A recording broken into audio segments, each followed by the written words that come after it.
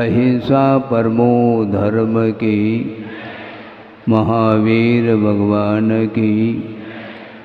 प्रातः स्मरणी परम पूजाचार्य गुरुवर श्री विद्यासागर जी मुनि महाराज की जय। हमें वह दृश्य भी सामने आ रहा है जिस समय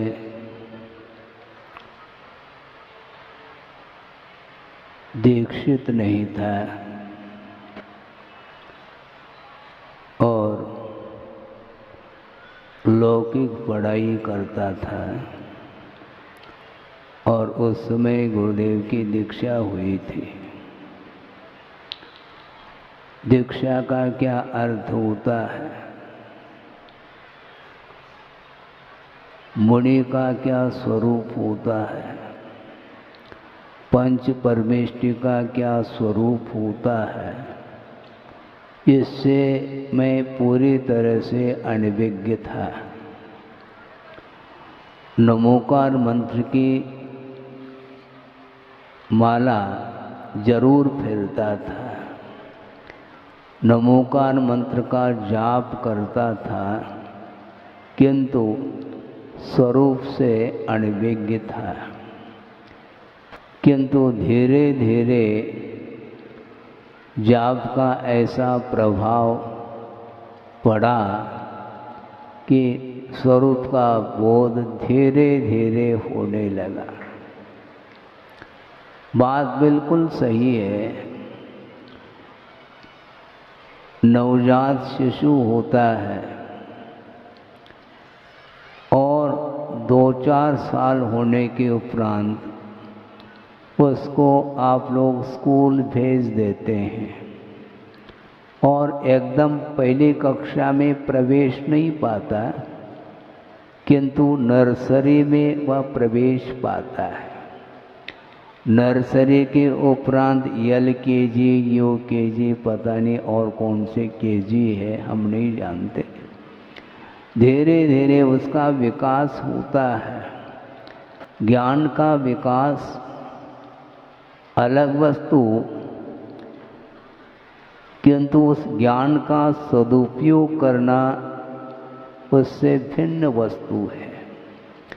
और लौकिक क्षेत्र में भी ज्ञान का बहुत विकास होता हुआ देखने में आता है। अनेक प्रकार के डिग्रियों को प्राप्त करके आगे लौकिक क्षेत्र में प्रतिभा को फैलाने का प्रयास किया जाता है और वह लौकिक क्षेत्र संबंधी ज्ञान माना जाता है। परमार्थ संबंधी ज्ञान बहुत ही अद्भुत चीज है। और उस समय जिस समय गुरुदेव की दीक्षा हुई थी सन 68 में, और अजमेर में नशिया जी में हमने दर्शन किए गुरुदेव के, वह सारा दृश्य मेरे सामने आ रहा है। आचार्य ज्ञान सागर जी महाराज जी का भी दर्शन हुआ, आचार्य श्री का भी दर्शन किया, और जिनालय का भी दर्शन किया। इसमें कोई संदेह नहीं है। 8 साल अंतर्मूर्त के उपरांत आस्था जागृत होती है। भले ही वह व्यक्त कर सके अथवा न कर सके, ये अलग वस्तु है। द्रव्य श्रुत की बात नहीं करने जा रहा, किंतु भावात्मक जो ज्ञान की परिणति है वह भी अद्भुत विषय है। और उस समय प्रथम बार नरसिंह जी का दर्शन हुआ, ऐसा लग रहा था कि यहाँ से लौटना नहीं चाहिए।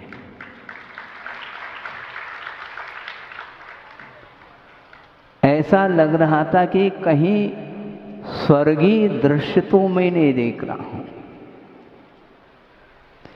ज्ञान कुछ भी नहीं था, इसके उपरांत भी ऐसी अनुभूति उस उम्र में मुझे हो रही थी, व्यक्त बिल्कुल नहीं कर सका है, किंतु ऐसा लग रहा था कि वस्तुतः धर्म का यही स्वरूप है। और धीरे धीरे संस्कार बढ़ते गए हैं, इसमें कोई संदेह नहीं है। बीज का वपन किया जाता है, सुबह वपन कर लो और शाम को जा कर के अंकुरित हुआ क्या नहीं हुआ ये देखना चाहो तो संभव नहीं है। प्रति समय उसमें विकास निरंतर होता रहता है, इसके उपरांत भी वह विकास दृष्टिगत नहीं हो सकता। इसी को बोलते हैं द्रव्य व्यवस्था।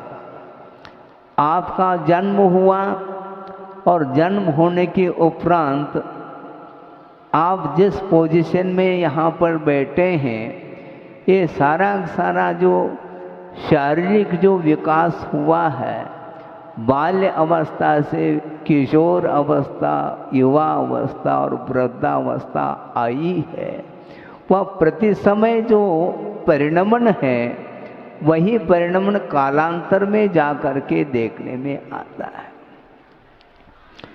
परिणमन रुकने वाला नहीं है, चाहे वह सुख की अनुभूति हो चाहे दुख की अनुभूति हो, वह क्षणिक हुआ करती है, वह त्रैकालिक नहीं है।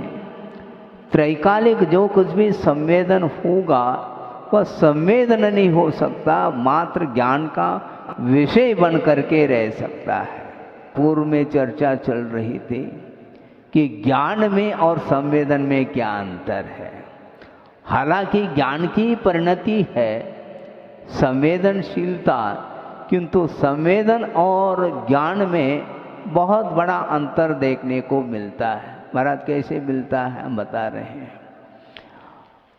आपने अर्थात आप ही नहीं, प्रत्येक व्यक्ति यहाँ जो बैठे हैं वो भोजन करके ही तो बैठे हैं, बिना भोजन के तो बैठे नहीं। तो भोजन करते समय जो आपको स्वाद आया है वह स्वाद अभी आ रहा है क्या? एट प्रेजेंट नहीं आ रहा है, किंतु स्मृति जरूर है कि हमने सुबह भोजन में ये मिठाई ली थी। ये ज्ञान का विषय बनता है, किंतु संवेदन जो होता है वह वर्तमान का हुआ करता है और स्व का हुआ करता है। तो संवेदन के प्रसंग में गुरुदेव ने पंक्ति दी है, वह प्रासंगिक आपके सामने में रख रहा हूँ। विगत सब विस्मरण में, आप ध्यान दें, विगत सब विस्मरण में अनागत कब मरण में ढल चुका, विदित नहीं है स्वसंवेदन यही है। स्वसंवेदन की बात उन्होंने की है, उसको लेकर के हमें इतना आनंद आता है। गुरुदेव ने जो भी लिखा है, किंतु बाद में लिखा है, पहला लखा है, ये ध्यान रखो। लिखने की बात बाद में आती है, जो संवेदन में बात आती है उसी को शब्द रूप दिया जाता है। पहला भाव भाषण होता है और उन भावों को अभिव्यक्त करने के लिए शब्दों का आलंबन लिया जाता है। इसलिए विगत सब विस्मरण में अनागत कब मरण में ढल चुका, विदित नहीं स्वसंवेदन ये। अनंत काल से यह जीव आ रहा है, विभिन्न प्रकार के पर्यायों को धारण करता हुआ आ रहा है। अतीत का अनंत काल व्यतीत हुआ है, किंतु स्मृति बिल्कुल नहीं है। और अनागत भी अनंत काल यह चलेगा, किंतु किस रूप में परिणमन इसका होगा या उसके भावों के ऊपर निर्धारित है। क्योंकि कर्म का जो अर्जन होता है वह बिना भाव के संभव नहीं है। और वो भाव, आत्मगत जो भाव है, वह भाव मुक्ति के लिए भी कारण है, किंतु कुछ ऐसे भी आत्मगत भाव है जो अधोगति तक ले जाने में कारण पड़ते हैं। इसलिए अपने को, भावों को सुधारना है। भाव कैसे सुधरे महाराज? हम सुधारना तो चाहते, भाव सुधर नहीं पा रहे महाराज। सुधरेंगे, प्रयास निरंतर जारी रखना चाहिए। हम थोड़ा सा पुरुषार्थ करते हैं और घड़ी की ओर हमारी दृष्टि जाती है। प्रतीक्षा, निरंतर प्रतीक्षा में हम रत है, किंतु प्रतीक्षा में रत रहने की आवश्यकता नहीं, किंतु आत्मा में रत रहने की आवश्यकता है। दृष्टि हमारी इतनी बहिर्दृष्टि होती चली जा रही है, इतनी चंचलता है, उस चंचलता को हम रोक नहीं पा रहे हैं। बाल्य अवस्था में कुछ क्रियाएं होती हैं, उनको रोका नहीं जा सकता। क्यों? इसी का नाम बाल्यावस्था है। और ऑटोमेटिक बाल्य अवस्था व्यतीत होते ही समझ आती है, तो अपने आप को संभालने का वह प्रयास करता है। हमने पहले भी प्रसंग के अनुरूप कहा था कि खेल, खिलाड़ी और खिलौने, इन सब में परिवर्तन देखने में आता है। बाल्यावस्था में भी खेल खेलता है बच्चा, आंगन में खेल खेलता है और उसके लिए बहुत अच्छे वस्त्र पहना दिए गए हैं और बिल्कुल स्वच्छ वस्त्र पहना हुआ है, किंतु अपने दोनों हाथों से वह मिट्टी को अपने जेब में भरता है। क्यों? बुद्धि नहीं उसके पास। बुद्धि है किंतु विवेक नहीं है। ज्ञान से शून्य कोई भी जीव नहीं है, किंतु ज्ञान का विकास जो होता है वह क्रमशः विकास हुआ करता है। और बाल्यावस्था जो ही व्यतीत होती है तो वह खिलौने पसंद नहीं करता और दूसरे खिलौने शुरू हो गए। खिलाड़ी भी बदल गया, खेल भी बदल गए और खिलौना भी बदल। इस प्रकार वह परिवर्तन होता रहता है। युवावस्था को व्यतीत कर लिया, वृद्धावस्था आ गई, अभी भी उसके खेल खिलौने छूटे नहीं हैं।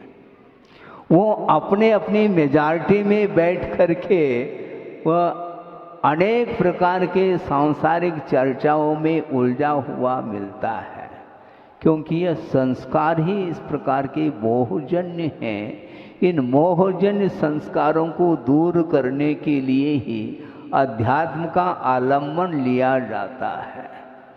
मैं काफ़ी देर से यहाँ पर बैठा हूँ और आप लोग भी बैठे हैं और वह दृश्य दिखाया जा रहा था मूक माटी का आदि का। उसमें क्या भाव भरे हैं, वहाँ तक पहुँचने के लिए अपने को कई चातुर्मास करने होंगे, ध्यान रखो। उस मूक माटी के मर्म को समझने के लिए उनके शब्दों के माध्यम से भावों तक पहुंचने के लिए अपने को पता नहीं कितने भाव लेने पड़ेंगे। ज्ञान अलग वस्तु और प्रैक्टिकल रूप अलग वस्तु, प्रयोगात्मक धर्म है। वस्तुतः हमने एक स्थान पर पढ़ा था, कोई पुस्तिका थी, उसमें पढ़ने में बात आई है कि दो व्यक्ति ऐसे हैं जो चिंतन से शून्य हैं।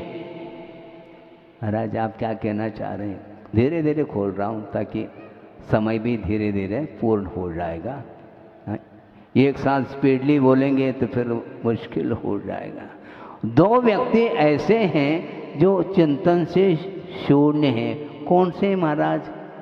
एक तो भगवान हैं जो प्रत्यक्षदर्शी हैं, उन्हें चिंतन की कोई आवश्यकता नहीं। और एक व्यक्ति वह है जो अज्ञानी है, वह चिंतन करने की क्षमता ही नहीं उसके अंदर।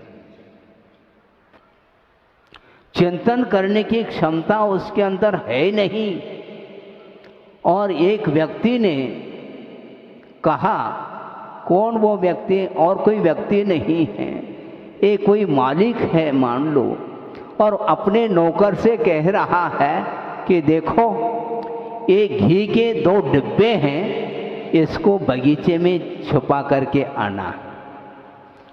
झट से वो 2 डिब्बों को लेकर के वो किया क्या, उसने बगीचे में जाकर के एक वृक्ष के पास गड्ढा खोद करके उस घी को डाला और ऊपर से मिट्टी फेर दी, और दोनों डिब्बे, खाली डिब्बे, दौड़ता हुआ आया है, मालिक आपने जो काम बताया था उसको पूर्ण कर लिया क्या? हमने घी को छिपा करके आया हूँ। कहाँ पर? कहाँ पर क्या? बगीचे में। और गड्ढा खोद करके दोनों डिब्बे में भरा हुआ जो घी था उसको हमने उसको और ऊपर से मिट्टी फेर दी है। किसी को ज्ञात नहीं हो पाएगा कि वह घी कहाँ पर है, और ये 2 डिब्बे लाया हूं, इसको कहाँ पर छिपाएं। आप सोचो, घी को छुपाने के लिए इसका अर्थ ये थोड़ी कहा, इसी को बोलते हैं अज्ञानी के पास खोपड़ी नहीं है, चिंतन करने की क्षमता नहीं है। उस घी को खाने के लिए भी बुद्धि चाहिए है। खा करके एक डिब्बे को खाली किया जा सकता है, किंतु उसने खाया नहीं, स्वाद नहीं लिया, क्योंकि इसको बोलते हैं बुद्धि काम नहीं करती है। इसलिए 2 व्यक्ति ऐसे हैं जो चिंतन से ऊपर उठे हुए हैं। जो अज्ञानी होता है वो वस्तु स्वरूप उसको समझ में नहीं आता, और जिसके लिए सारे पदार्थ प्रत्यक्ष हो रहे हैं उनके लिए अब चिंतन करने की कोई आवश्यकता नहीं है। और आप लोग यहाँ पर बैठे हैं और मैं कुछ बोलने जा रहा हूँ, किंतु आचार्य महाराज का बार बार कहना रहता संघ के लिए कि कम समझाना, समझना ज़्यादा। हमें समझाना नहीं है, पहले समझना है। वस्तुतः वस्तु का स्वरूप क्या है, दुनिया किस ओर दौड़ लगा रही है, बड़ा आश्चर्य होता है। आप लोगों का तीव्र पुण्य का उदय है, इसलिए जैन धर्म का स्वरूप, जैन दर्शन का स्वरूप आपको ज्ञात हो चुका है, किंतु ऐसे भी इस धरती पर जीव हैं कि अहिंसा का क्या स्वरूप है, सत्य का क्या स्वरूप है, इसका बोध ही नहीं है। उनको बोध देने वाला कौन है? हम दे नहीं सकते, किंतु बोध उसी को दिया जा सकता जिसके अंदर संस्कार, धार्मिक संस्कार है। उसके बिना हम बोध दे नहीं सकते। पात्रता के ऊपर ही सब निर्धारित है। उपदेश सुनने की पात्रता जिसके अंदर है उसी को जैन धर्म के मर्म को समझाया जा सकता है, अन्यथा संभव नहीं है। चारों ओर भौतिकता छाई हुई है। उस समय भी हमने माहौल को देखा और वर्तमान में भी माहौल को देखा जा रहा है। जमीन आसमान का अंतर हमें देखने को मिलता है। ये क्यों? ये आधुनिक युग है, युग बदल गया है।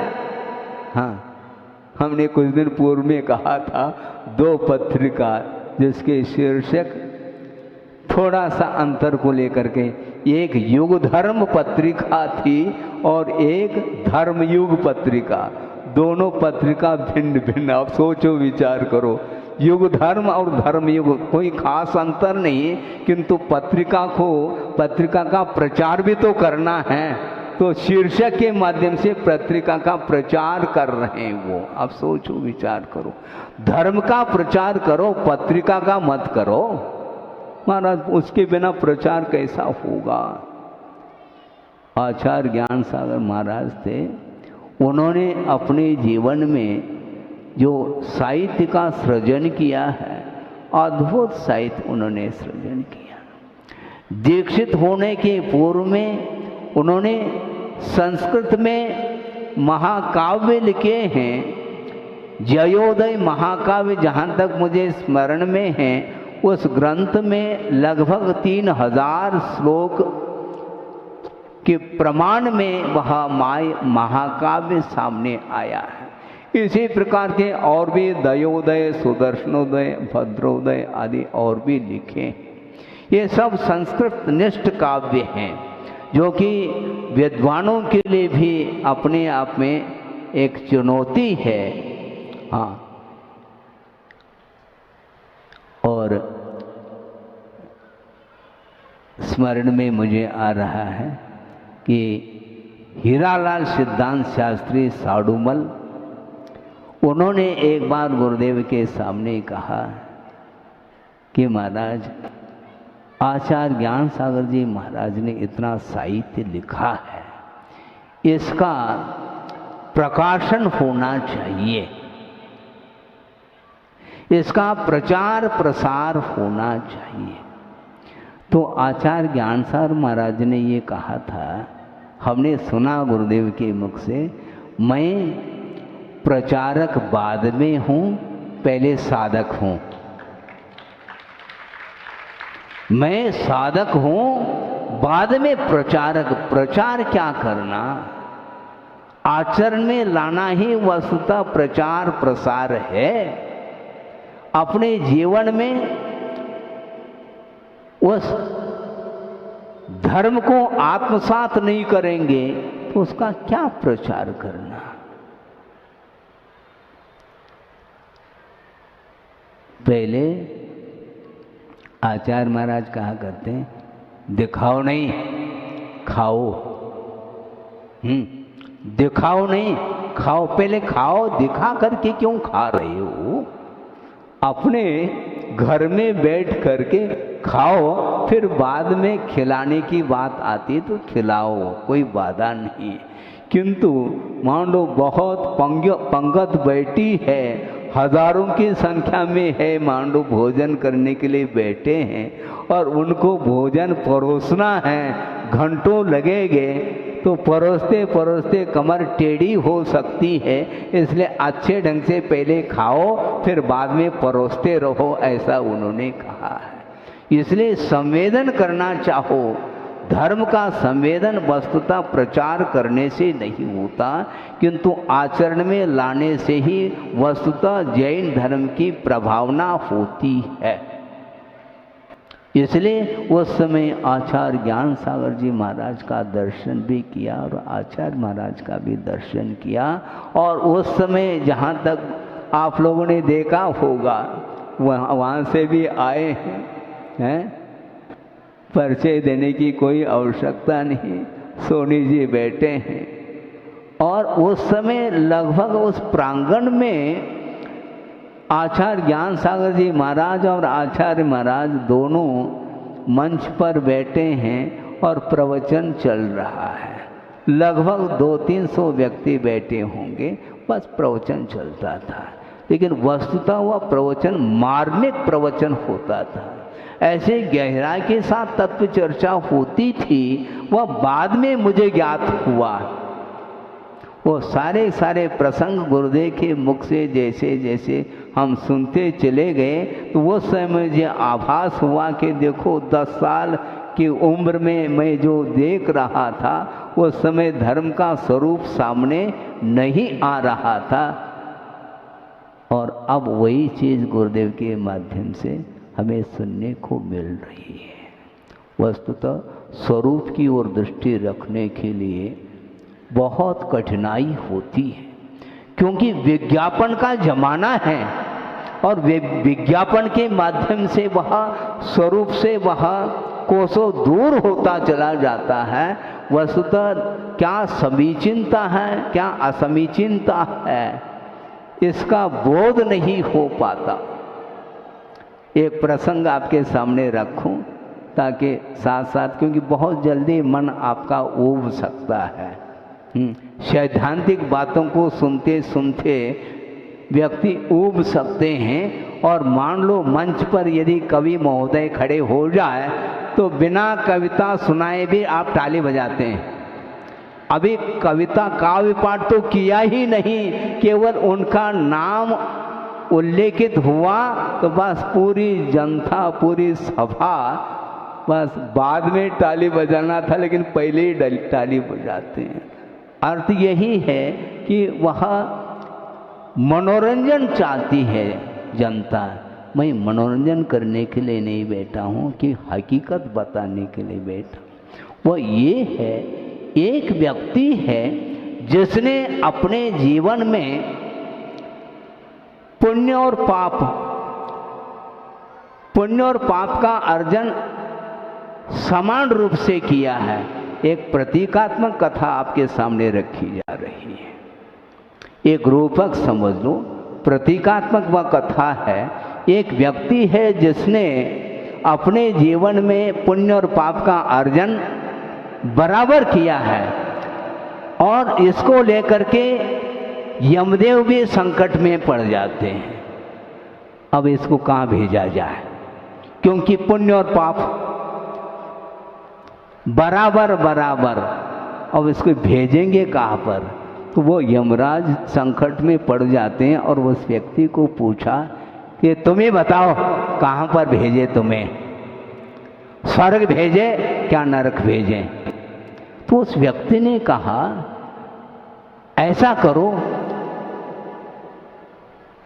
हम पहले देख आए, हमें स्वर्ग ले चलो, पहले स्वर्ग की यात्रा करके देख लो कि वहाँ का क्या माहौल है, वहाँ का क्या कल्चर है, वो सब देख करके आ जाए, वहाँ का क्या एटमॉस्फेयर है आदि आदि।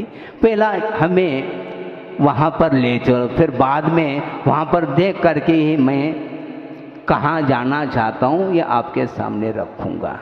वहाँ पर ले गए। जाते ही स्वर्ग का वातावरण एकदम शांत वातावरण था। सारे देवताएं या तो परस्पर में तत्व चर्चा में लीन हैं अथवा कोई ध्यान में बैठा हुआ है। कोई शोर शराबा कुछ भी नहीं, कोई हलचल नहीं, कोई मनोरंजन देखने को नहीं मिला। तो उसने सोचा कि यहाँ पर आकर के फंस जाएंगे, कोई मतलब नहीं, सब अपने आप में लगे हुए, एक दूसरे के प्रति कोई भी एक्टिविटी नहीं है, इसलिए यहाँ पर मेरा मन लग नहीं सकता कि। और उन्होंने कहा कि मुझे नरक ही भेज दो तो ज़्यादा अच्छा, पहले देख लो, पहले देख ले कम से कम नरक की क्या हालचाल है, देख करके आए तो फिर बाद में कंपेयर करके फिर हम आपको बता पाएंगे। तो नरक ले गए। यह प्रतीकात्मक कथा है, कोई नरक भेज नहीं रहा है, न स्वर्ग भेज रहा है, अभी तो अपन धरती पर है। और वह नरक का दृश्य दिखाया उस यमराज ने, तो वहाँ पर उसको लगा अरे वहाँ पर क्या है। वहाँ पर जाते ही एक नारकी ने क्या किया, मारकाट नहीं, यही तो मजा समझना है यहाँ पर। वह मारकाट कुछ नहीं देखने में आया और एक नारकी उठ करके वह एक प्याला जो शराब का था वो ला करके रख दिया और एक नारकी ने उसको डांस के कक्ष में पहुंचा दिया। हाँ ये ठीक है। लोगों ने फिजूल ही नरक को बदनाम कर रखा है, हमें तो स्वर्ग की अपेक्षा से नरक ही जाना पसंद है। इस प्रकार वो सोच रहा है और यमराज के सामने बोलता है क्यों, क्या डिसाइड हुआ? यमराज बोल रहे हैं हमने बिल्कुल अच्छे तरीके से डिसाइड कर लिया है और पूरी तरह से निर्णय तक हम पहुंच गए हैं। हमें स्वर्ग जाने में कोई सुख नहीं मिलेगा, हमें नरक भेज दो। देख लो एक आध बार और पुनर्विचार करके। नहीं, हमने पूरी तरह से विचार कर। यमराज बोल रहा है कि देखो इसलिए कह रहा हूँ क्योंकि एक बार मैं तुम्हें भेजूंगा फिर वापस नहीं आ सकोगे, ध्यान रखो। हाँ कुछ भी हो, हमारा निर्णय हो गया है, पक्का हो गया है। पहले शादी होने के पहले क्या करते हैं? पक्का करते हैं, फिर बाद में शादी करते हैं ना। ऐसा ही उसने पहला पक्का कर लिया। उसने कहा कि और बेफिक्र हमें भेज दो नरक, और भेज दिया। तो जाते ही उसने सोचा, अरे ये क्या हुआ? जिस नरक को मैं देख करके आया था वह दृश्य तो बिल्कुल नहीं है। ये यहाँ पर तो वही मार काट दिख रहा है। आपस में जिस प्रकार कुत्ते लड़ते हैं, एक दूसरे को खाने के लिए दौड़ते हैं, खूंखार होते हैं, उसी प्रकार ये सारे सारे नारकी दिख रहे हैं। मेरे साथ छल किया गया है यमराज ने, ऐसा वो बोल रहा है। यमराज को ही बोल रहा है, आपने ठीक नहीं किया मेरे साथ व्यवहार। क्या नहीं किया? हमने जो पहले देखा था और आपने दिखाया था वह दृश्य बिल्कुल विपरीत देखने में आ रहा है। विपरीत कुछ नहीं, सही तो यही नरक है, क्योंकि पहला जो देखा था वह मात्र विज्ञापन था, ये ध्यान रखो। हाँ, तालियां बज रही। पहले जो दृश्य दिखाया तो तुम्हें वह मात्र विज्ञापन था, और विज्ञापन में तुम लुभाव में आ गए, तो मैं क्या कर सकता हूं? असली नरक तो यही है। प्रतीकात्मक कथा हमने पढ़ी थी। हमने सोचा कि आज अच्छा प्रसंग है, क्योंकि ड्रामा तो सभी कर रहे थे, हम भी थोड़ा सा भाग ले लें।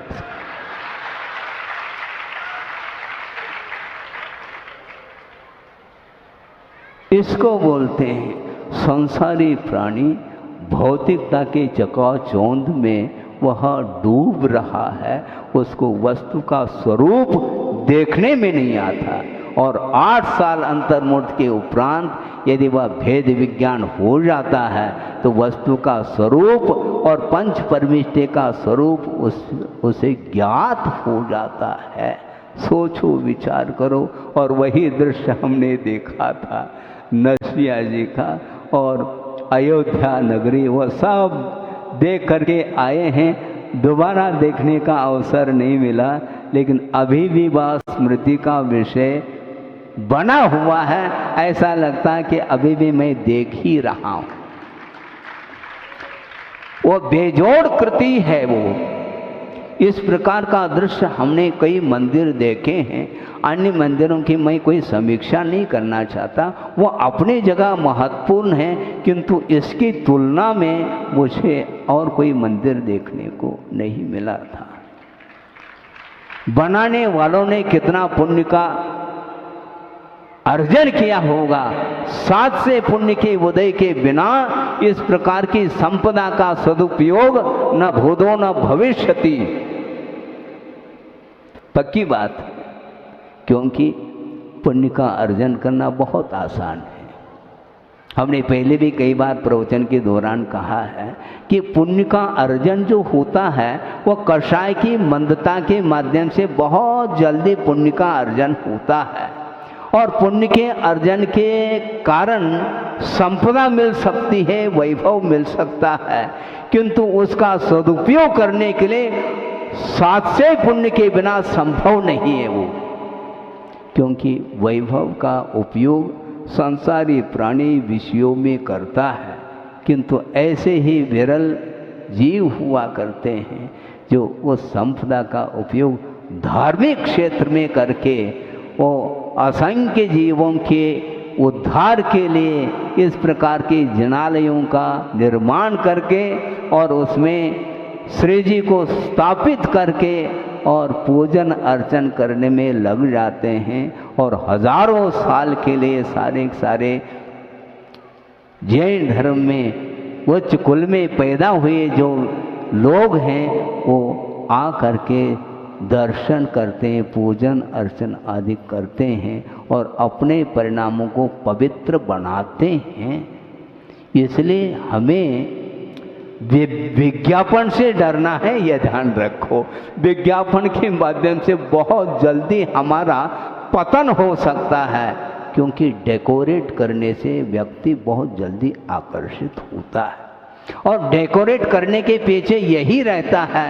यदि वस्तुतः वह पदार्थ यथार्थ है तो डेकोरेट करने की क्या आवश्यकता है, एडवर्टाइज करने की क्या आवश्यकता है, कोई आवश्यकता है। लेकिन देख लेना, प्रत्येक व्यक्ति जो दुकानदार है उनके यहाँ चले जाओ तो समझ में आ जाता है। मान लो वस्त्र के दुकान, कपड़े के दुकान में पहुँच गए तो वहाँ पर अनेक प्रकार के वैरायटी को लेकर के कपड़े हैं और उस पर उसी प्रकार का लाइट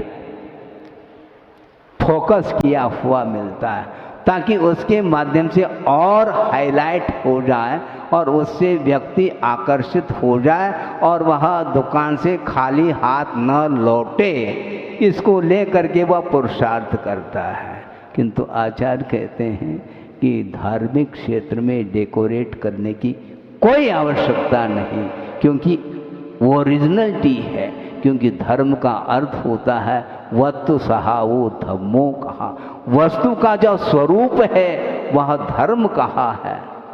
और वस्तु का स्वरूप दुनिया में देखने को नहीं मिलती है, यदि मिलती है वह सच्चे देव गुरु शास्त्र के निकट जब पहुंच जाता है भव्य जीव तो उसको धर्म का स्वरूप देखने को मिलता है।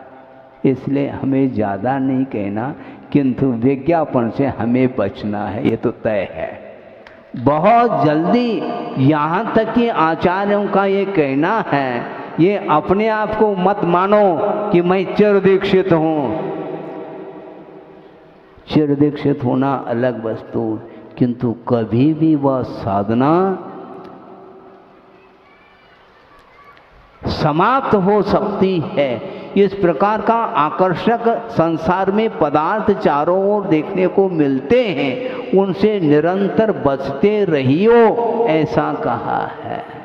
हाँ, दृष्टि नासा पे धरे हैं। भगवान की नासा किस पर है बोलो? दृष्टि नासा पे। और गुरुदेव ने इसका अर्थ निकाला था कि दृष्टि नासा पे न आशा पे। आशा की ओर दृष्टि नहीं, किंतु सारे जो बाह्य वस्तु हैं, जो पांच इंद्रियों के जो विषय हैं, उस ओर दृष्टि नहीं रखते हुए नासा दृष्टि रख करके यदि आप मन को स्थिर करते हो तो निश्चित रूप से आत्मा का दर्शन हो सकता है।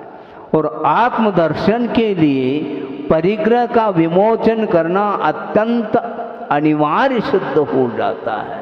इसमें कोई शक नहीं, कोई अपवाद नहीं है कि बिना वस्त्र त्यागे वह मोक्ष को पहुंचा हो।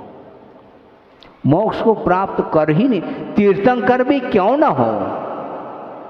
तीर्थंकर के समान और किसी के पास वैभव है ही नहीं। सौधर्मेंद्र के पास भी वह वैभव नहीं है जो तीर्थंकर के चरणों में वह वैभव विद्यमान है। इसके उपरांत भी दृष्टि नासा पे धरे, क्योंकि पर वस्तु के साथ संबंध जोड़ने से संसार का निर्माण होता है और संसार का विच्छेद करना चाहो तो संयोग को समाप्त करने के लिए पुरुषार्थ करने की आवश्यकता है।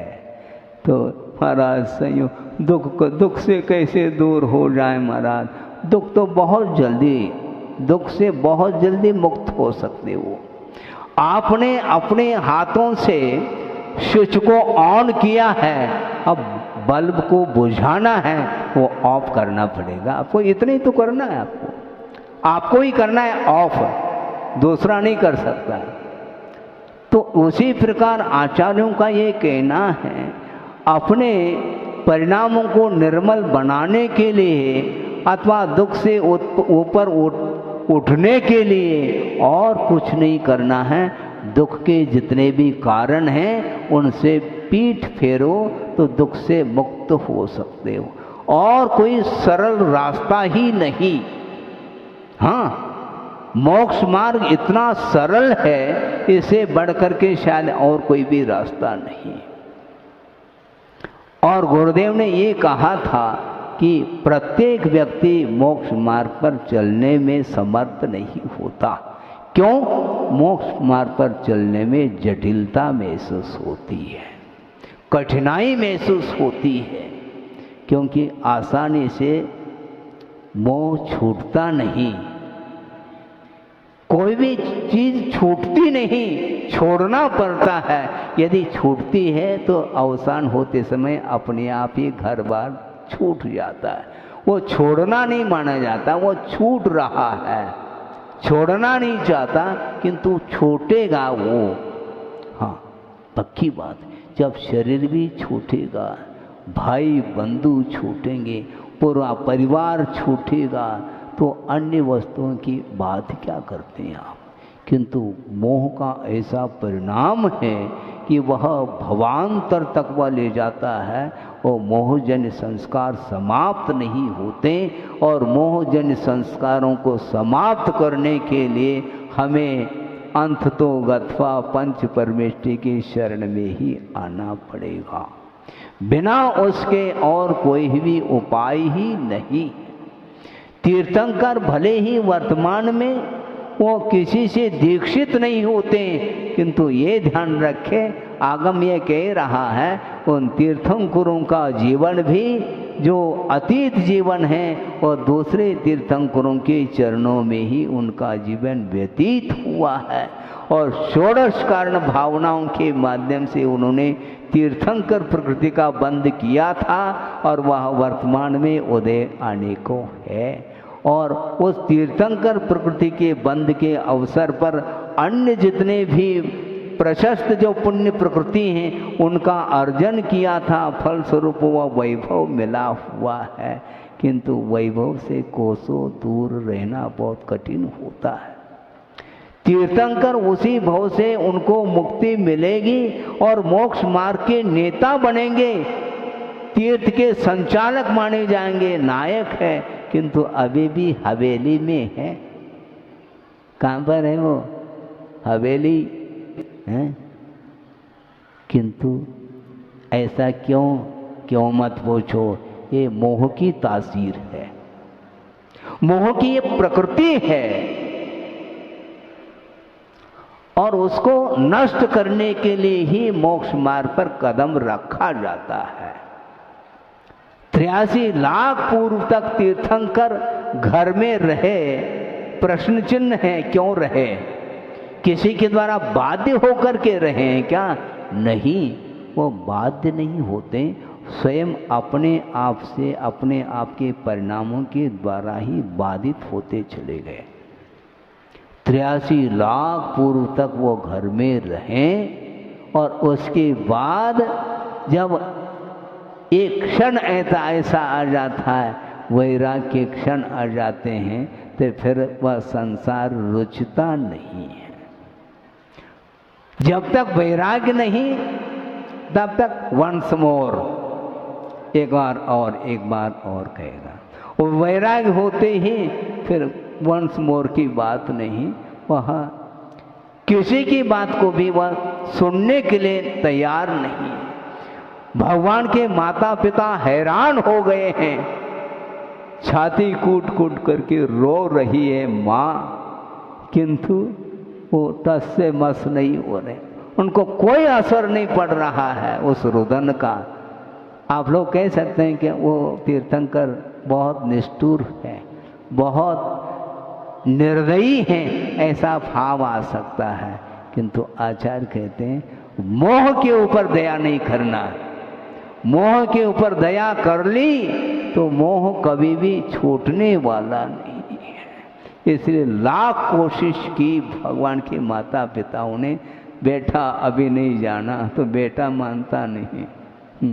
क्यों मानेगा?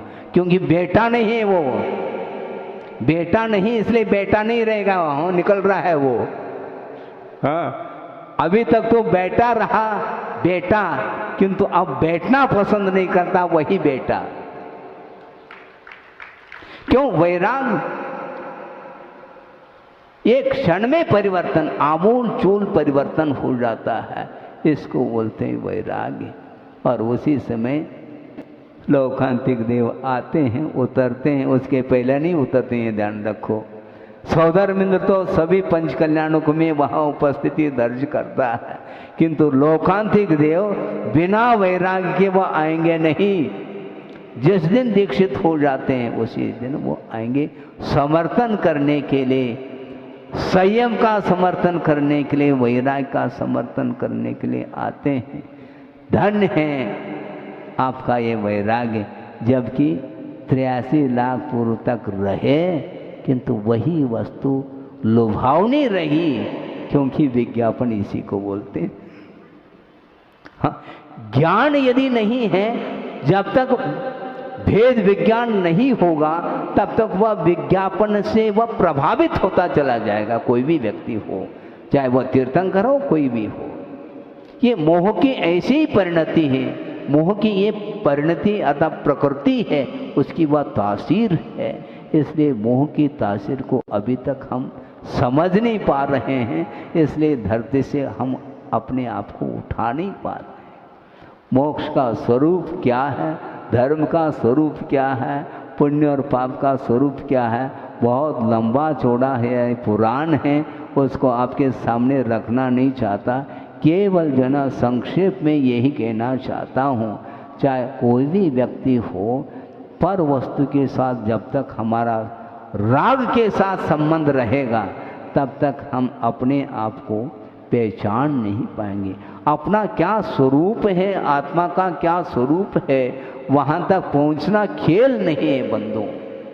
और उस समय मेरी उम्र 10 वर्ष की थी, उस समय भी बुद्धि तो होगी, नमस्ते भी करते थे, मंदिर जा कर के ढोक दे बेटा तो ढोक देता है वो बेटा, लेकिन समझ कुछ भी नहीं पाता, क्योंकि वस्तुतः अज्ञान दशा में जो कुछ भी क्रियाएं होती हैं वो केवल प्रशिक्षण के ऊपर निर्धारित है। ढोक देना बेटा, ढोक देता, मंदिर जाना बेटा, मंदिर जाता। क्यों? इसलिए 2 कारण है उसमें। एक तो प्रलोभन में आकर के मंदिर जाता है वह बेटा, छोटा लड़का है इसलिए, अथवा भय के वशभूत होकर के। ये 2 कारण वशात, ये 2 ही कारण है, उसके कारण वह मंदिर जा रहा है। भगवान का क्या स्वरूप है, हमें क्यों करना चाहिए, इसका क्या परिणाम है, क्या फल निकलने वाला है, इस विषय में वह ककारा भी नहीं जानता है, किंतु जा क्यों रहा है, वह प्रलोभन के कारण है।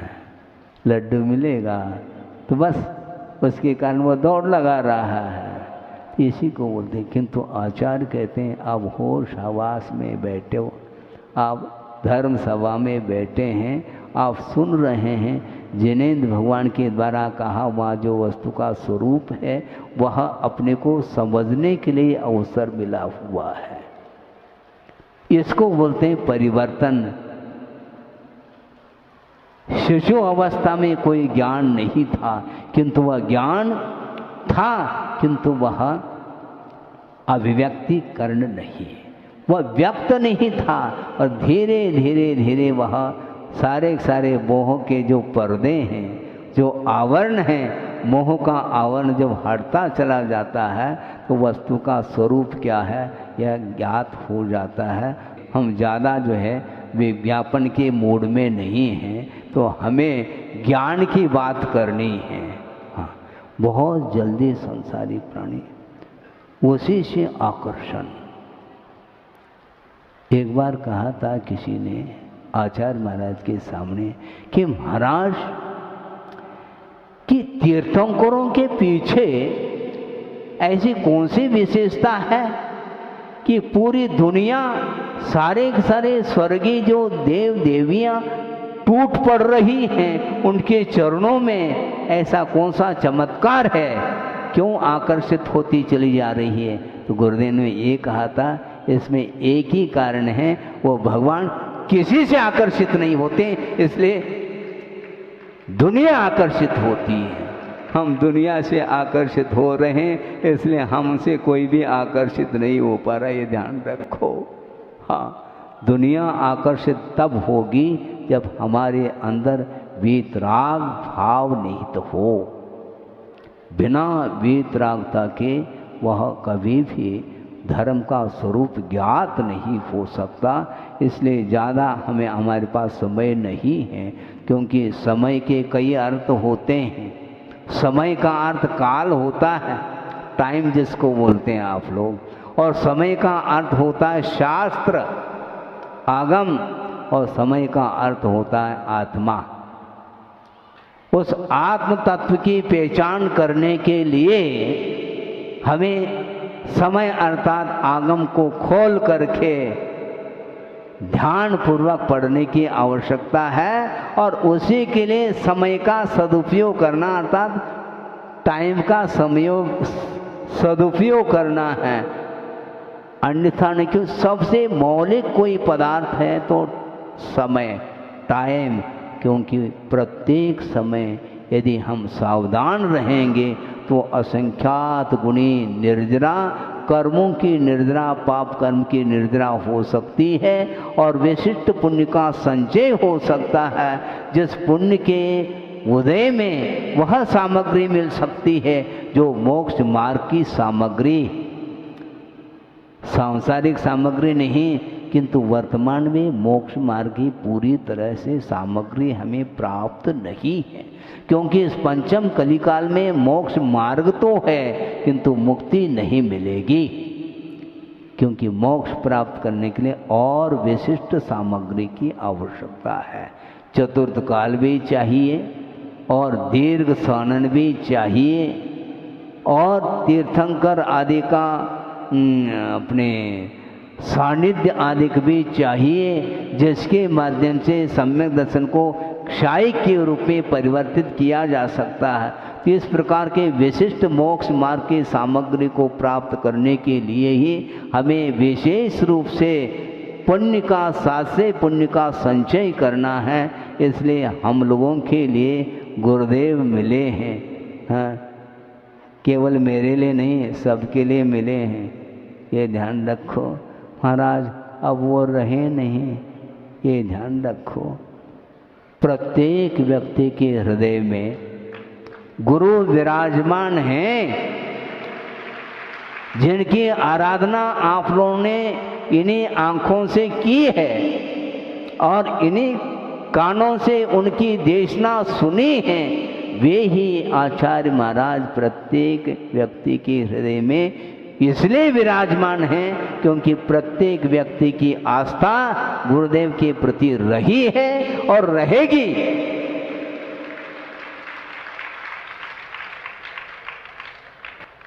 ज़्यादा कहना हम इसलिए नहीं चाहते हैं क्योंकि वर्णन जो है, गुरु का वर्णन हम शब्दों में नहीं कर पाएंगे। जब कभी भी गुरुदेव को स्मरण में लाता हूँ तो अपने आप कंठ अवरुद्ध होने लग जाता। ऐसा क्यों होता है, इसमें कोई शक नहीं, इसमें कोई संदेह नहीं। जिन्होंने मोक्ष मार्ग को प्रशस्त किया है और मोक्ष मार्ग पर प्रशस्त मोक्ष मार्ग को उन्होंने जो प्रशस्त किया है चल करके किया, ये ध्यान रखें, मात्र देशना दे करके नहीं। उस पथ पर निरंतर चलते गए, 50-55 साल तक उन्होंने आत्म साधना की और विश्व के लिए पूरे रूप से उन्होंने प्रकाश दिया है।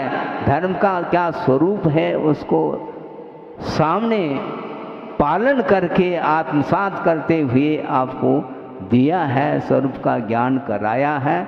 इसलिए हमें अब उनकी आराधना करते हुए शेष जीवन को व्यतीत करना है और कोई भी अपनी इच्छा नहीं है, क्योंकि इच्छा का जो निरोध है। इसलिए गुरुदेव ने कहा कि सांसारिक इच्छाओं को छोड़ करके निरंतर जो है ना को अंगीकार करो और उसके माध्यम से कर्म को काटने का पुरुषार्थ करो।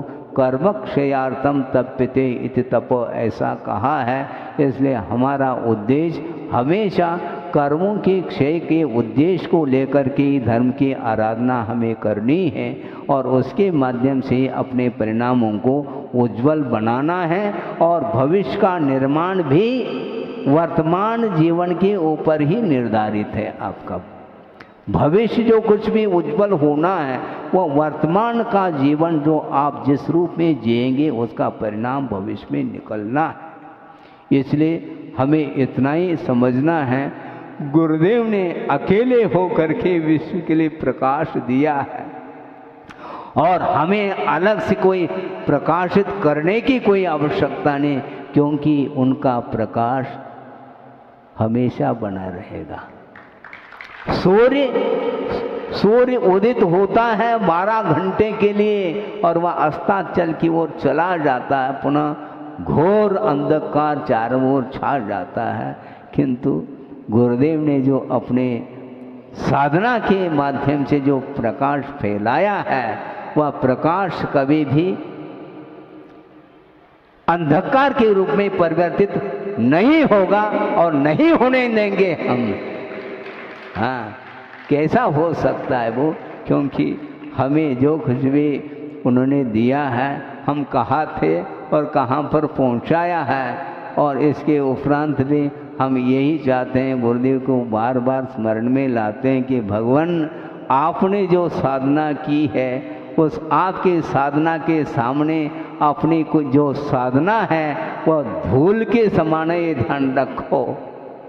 उनकी साधना तो साधना अनूठी साधना थी, वहाँ तक पहुँचना शायद पता नहीं कितने भाव लग सकते हैं, हमें कोई चिंता नहीं। किंतु उन्होंने जो रास्ता उन्होंने जो मार्ग दिया है उसी पर अपनी क्षमता के अनुरूप आस्था के साथ विवेक के साथ हम चलते चले जाएंगे तो निश्चित रूप से उनके पास पहुंच जाएंगे। सब लोग पहुंचे उनके चरणों में इस पवित्र भावना के साथ। अहिंसा परमो धर्म की जय। बोधि समाधि परिणाम शुद्धि स्वात्मोपलब्धि शिव शोक शुद्धि चिंतामणिम चिंतित वस्तुदाने त्वामंद मानस्य ममास्तुते। परम पूजाचार्य गुरुवर श्री विद्यासागर जी मुनि महाराज की जय।